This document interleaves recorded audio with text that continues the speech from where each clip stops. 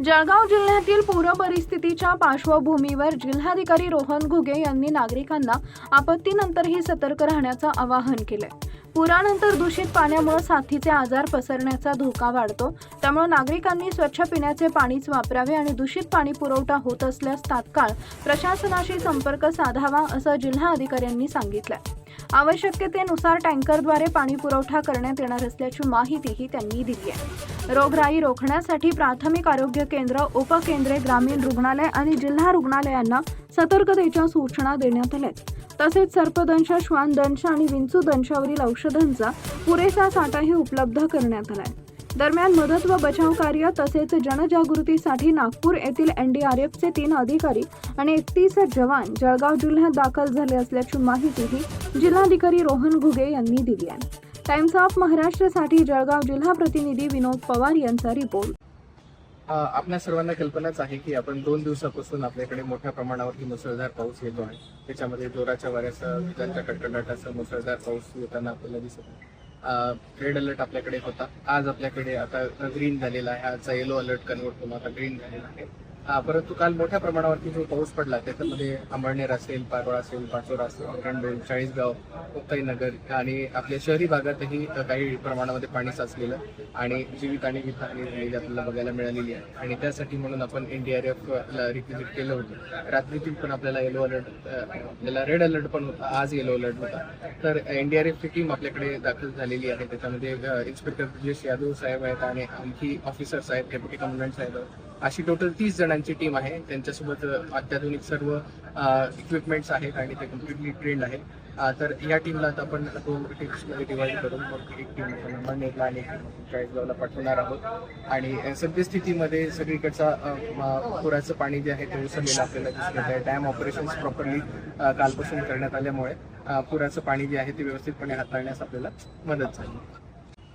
मुंबई नागपूर राष्ट्रीय महामार्ग जो आहे नुकताच बांधण्यात आलेला होता, नूतनीकरणचा मार्ग होता, मात्र तो खचलेला आहे आणि या ठिकाणची परिस्थिती काय आहे आणि काय उपाययोजना करण्यात आल्या? खचलेला मार्ग असल्याबाबतचं आपल्याला लोकांकडून आणि तत्काळ आपल्या ऍडमिनिस्ट्रेशन कडून पण जेव्हा सूचना प्राप्त झाली तर तो मार्ग आपण तात्काळ पद्धतीनं बंद करण्यात आलेला आहे। त्याच्यावरची ट्रॅफिक आपण थांबवलेली आहे। संध्याकाळपर्यंत आपली नॅशनल हायवेची जी टीम आहे दिल्लीवरून ती येते, तिथे इन्स्पेक्शन देखील करण्यात येईल आणि तो मार्ग सुस्थितीत आहे आणि तो परत वापरास योग्य आहे की नाही याबाबतची आपल्याला शहानिशा करता येईल। आणि ती झाल्याच्या नंतर आपण तात्काळ तो मार्ग पूर्ववत सुरू करू किंवा जी काही त्याच्यामध्ये दुरुस्ती आवश्यक असेल ती दुरुस्ती करून आपण मार्ग तात्काळ पूर्ववत सुरू करू।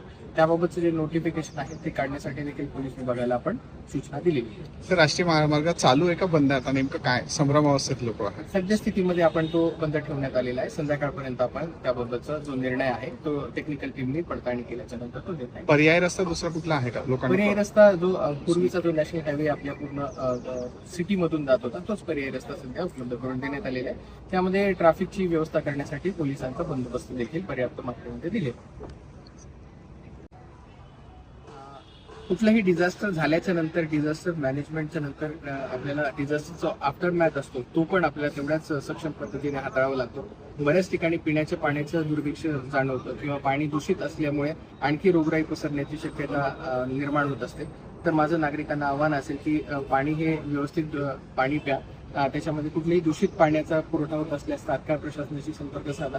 आवश्यकता भासल्यास टँकरच्या द्वारे देखील पाणी पुरवठा करण्यात येईल। त्यासोबतच बाकी ड्राय राशन आहे ती पण व्यवस्था करण्याची आम्ही इतर जी आपली सेवाभावी संस्था असतील आणि तसेच आपली DS ऑफिस असेल यांना आपण सांगितलेलं आहे। त्यांच्या मार्फतीने तीही व्यवस्था करण्यात येईल।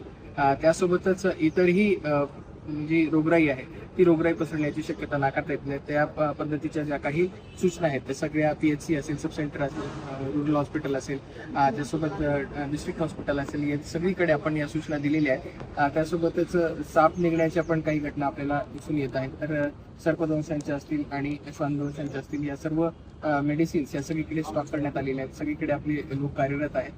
तरी माझ्या नागरिकांना आव्हान असेल की स्वतःही सेफ राहा आणि कुठेही काही इश्यू येत असल्यास प्रशासनाला तात्काळ कळवा आणि जेणेकरून आपल्याला त्या सगळ्या गोष्टींवरती लवकरात लवकर मार्ग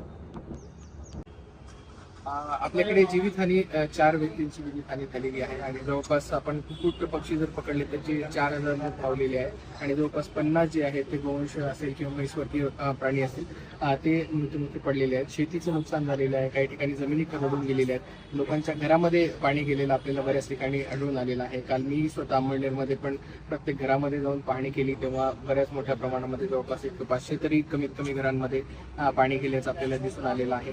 आणि त्याचप्रमाणे चाळीसगाव असेल, पारोळा असेल, इथे पण घरांमध्ये बऱ्याच ठिकाणी पाणी गेलेलं आपल्याला दिसून आलेलं आहे.